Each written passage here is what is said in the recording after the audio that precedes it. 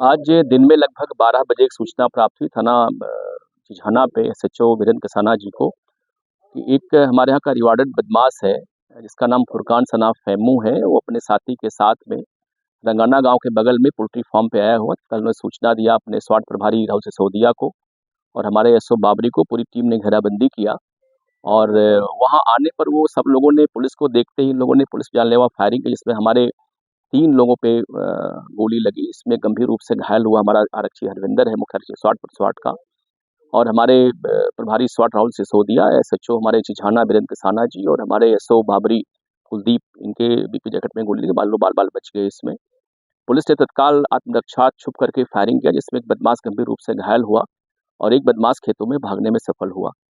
तत्काल हमारी पुलिस स्वयं भी अपने लोगों को उठा के सीएससी ऊन भिजवाई और जो घायल बदमाश था उसको उठा के लोगों ने सीएससी ऊन भिजवाया इलाज के लिए, जहां उसकी जेरे इलाज मौत हो गई है।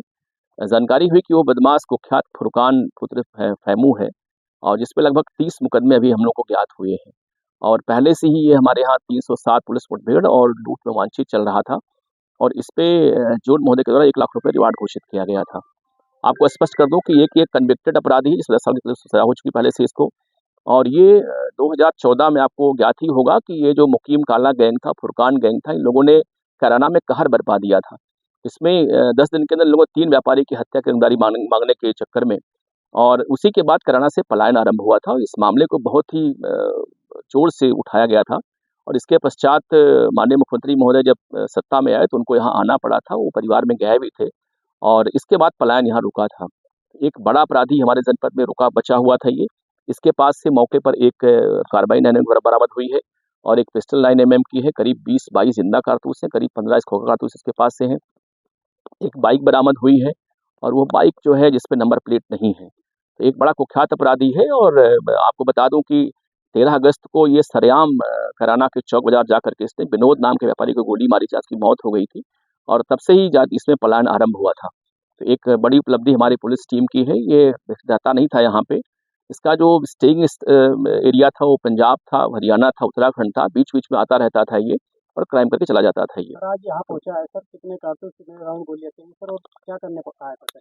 बेसिकली ये हमें लगता है कि जो मैंने आपसे कहा कि बीच-बीच में आता रहता था ये, अपने टारगेट को ढूंढते आ रहा, टारगेट को लेकर के ये। तो आज ये रंगाना गाँव में आया था क्योंकि अब इसका ऑपरेशन का एरिया भी ये था ये, और तभी जानकारी हमारे एसएचओ को यहाँ से सूचना ने फ़ोन पे दे दिया और जानकारी एसएचओ को थी भी कि एक बड़ा बदमाश है। तो पूरी टीम को उन्होंने अलर्ट किया, हमारी टीम यहाँ पे आई और इसने करीब पुलिस पे 5 या 6 राउंड फायरिंग किया जानलेवा इसने, और पुलिस की फायरिंग में गंभीर रूप से घायल, जहाँ इसकी मौत हो गई है ये। तो ये किसी घटना को करने के लिए यहाँ पे आया था या कोई प्लानिंग करने यहाँ पे आया था। ये एक बड़ा बदमाश है ये और मुझे लगता है कि ये जो बड़ा रीज़न था पलायन का जनपद सामने कैराना से, इसका बड़ा हेतु यही था। तो कोई पुलिसकर्मी को किसी प्रकार की? जी बिल्कुल, हमारा एक मुख्य आरक्षी है स्वाट का हरविंदर, वो गंभीर रूप से घायल, उसके पेट में गोली लगी है लेकिन इसमें एडमिट है अस्पताल में, वो ठीक चल रहा है। और इसकी फायरिंग में हमारे 3 जो है 2 एसएचओ बाबरी और रिझाना, प्रभारी स्वाट बाल बच्चे, उनकी बीपी जैकेट में गोली लगी हुई है इनके, और शेष तो हमारे यहाँ ठीक है। अभी डिटेल हम करके आपको और इसमें बताएंगे। किसी मामले में इसको शायद सजा भी हुई थी कोर्ट? जी बिल्कुल, मैंने बताया आपको कि ये ऑलरेडी ये कन्विक्टेड अपराधी है, ये इसको 10 साल सजा कोर्ट से हो चुकी है ये। इसके बावजूद भी ये माननीय उच्च न्यायालय से ये जमानत में बाहर घूम रहा था और ये, मैंने कहा घूमने बल्कि वांछित था, और 1 लाख रुपए का रिवार्ड पहले से घोषित था इसके ऊपर। तो ये पूरा हरियाणा, पंजाब और उत्तराखंड में घूम के रहता था, केवल अपराध करने कैराना के आसपास ही आता था ये, और रात में आया चला गया। इवन जिसके घर में घटनाएं हुई थी, जो लोग पलायन किए थे, उनके बच्चे भी इससे डरते थे। उन लोगों ने कई बार कहा कि साहब रात में हमको सपना आता कि वो बदमाश आएगा, हमारे फादर को, डैडी को मार देगा वो। तो इस तरह से इसका बड़ा आतंक था वेस्टर्न यूपी, मुख्यतः कैराना एरिया में, और हमें लगता है कि इसके मृत्यु होने से अब काफ़ी सुकून लोग फेस करेंगे।